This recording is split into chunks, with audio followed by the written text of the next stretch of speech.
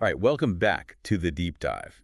Today we're diving into some pretty advanced territory, something I know a lot of you experienced educators out there are grappling with, and that's how to really crush the ABCTE PTK exam. Absolutely. And we're not going back to square one here. We know you guys have the basics down pat. We're talking next level strategies, laser focus, that extra edge to really boost your confidence going into this thing. Exactly. We're diving deep into some insights we got from a podcast episode actually, Yeah. all about all about educators prepping for this very exam. Right. And we're assuming you've spent some time in the classroom. Our mission here is to give you those really effective techniques to arm you with the expert level understanding you need to walk into that testing center feeling like you've got this. So let's start unpacking this, right? You've probably got a good handle on the structure of the PTK, the multiple choice questions, the constructed responses.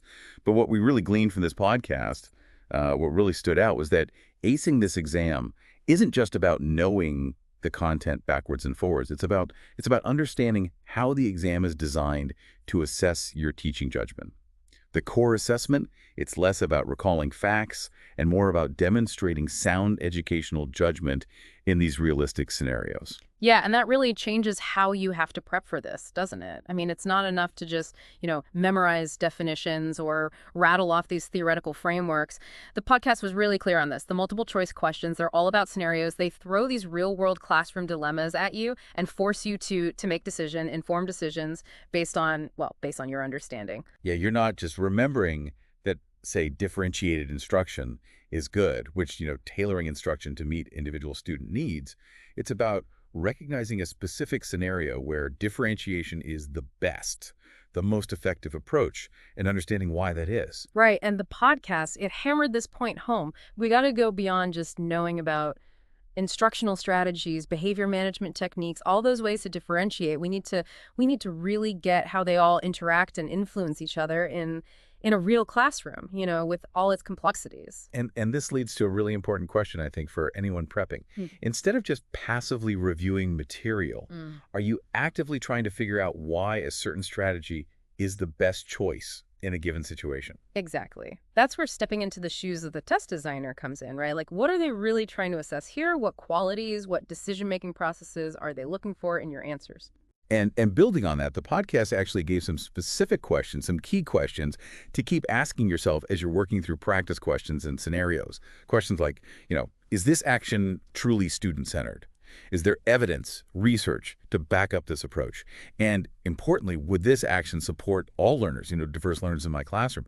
Those are the kinds of questions that get at the heart of what this exam is all about. And that all ties back to our study habits, right? It means we got to move beyond just memorizing stuff. We need to make it a habit to critically analyze each situation, each scenario, and really apply our knowledge thoughtfully. All right, so we've got a good grasp on what the exam's really looking for, right? Let's shift gears a bit and talk about how to best prepare for this using some really advanced study techniques. The podcast drew a really clear line between passive and active study methods. It pointed out that, simply rereading notes, highlighting passages, while those might feel productive, they're not the most effective ways to really internalize information, especially when you're aiming for mastery at this advanced level. Action, action, actionable takeaway.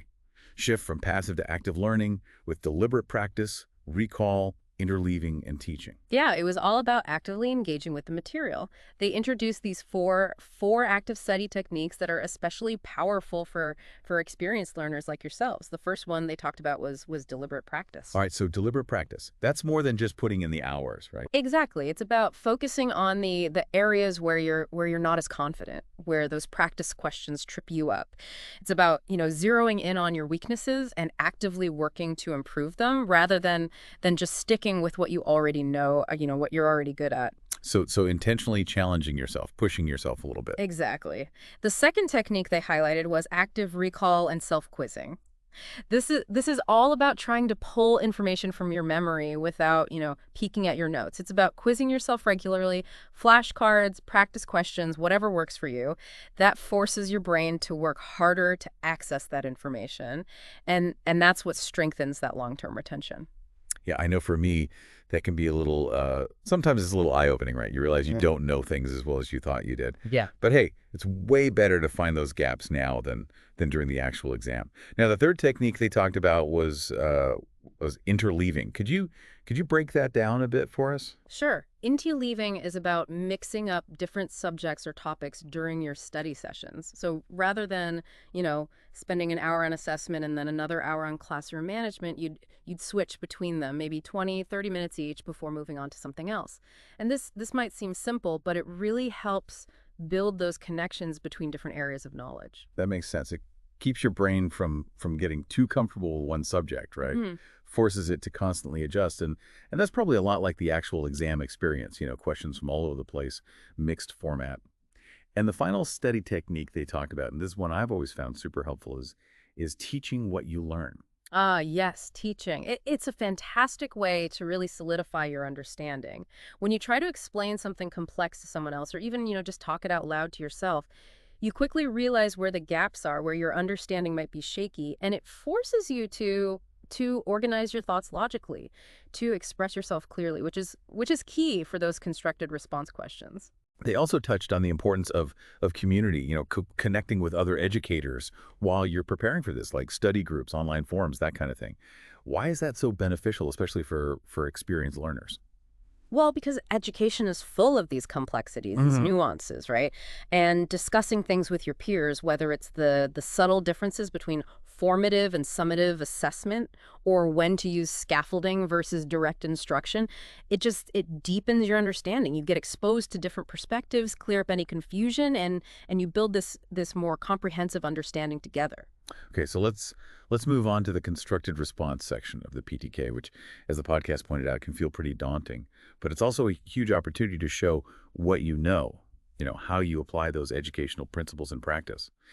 They emphasize that strong responses go way beyond just showing the facts. They need to really reflect your instructional decision-making process. Yeah, and the constructed response, it's not just an essay question. It's a chance to show you can think critically, make those sound professional judgments like a real educator. Mm. The podcast really stressed that responses need to be well organized, focused on the prompt, and always professional in tone. And to help with that, to bring structure and clarity to those responses, Hmm. the podcast introduced a framework called PEA. Could you walk us through that a little bit? Sure, PEA stands for Point Evidence Application. So first, you make your point. You clearly state the teaching strategy or approach you're recommending. Then you back it up with evidence, drawing on research, educational theories, professional standards, whatever supports your point. And finally, you provide an application, a specific classroom example of how you'd implement that strategy. Right, and they emphasized using that precise educational terminology and using it correctly in context. It's not enough to just throw around terms like positive behavior interventions. You need to show you understand what they mean, how to apply them effectively. Absolutely. Using that professional language well, it shows the examiners that you have a deep understanding of those fundamental educational principles.